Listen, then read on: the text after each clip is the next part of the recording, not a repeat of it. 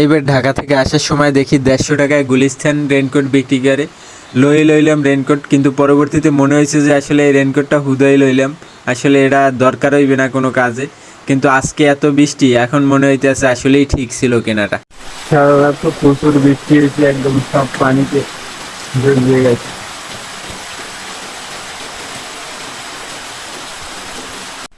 পানিটা খালে নামতে আসে না, পানিটা নামানোর জন্য পাইপের মুখ মনে হয় আটকে রয়েছে।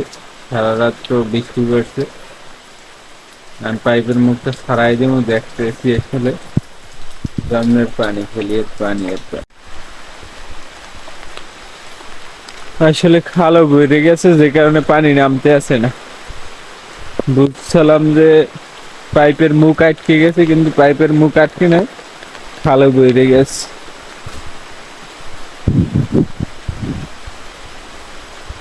এদের ভিতর দিয়ে নামে, কিন্তু কাজেই দেখি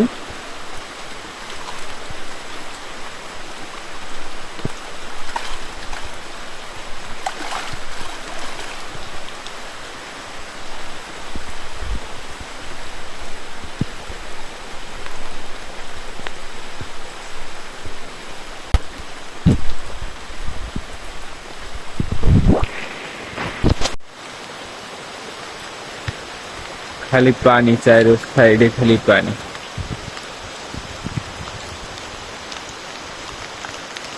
বাসার সামনে একটু বেশি জমছে।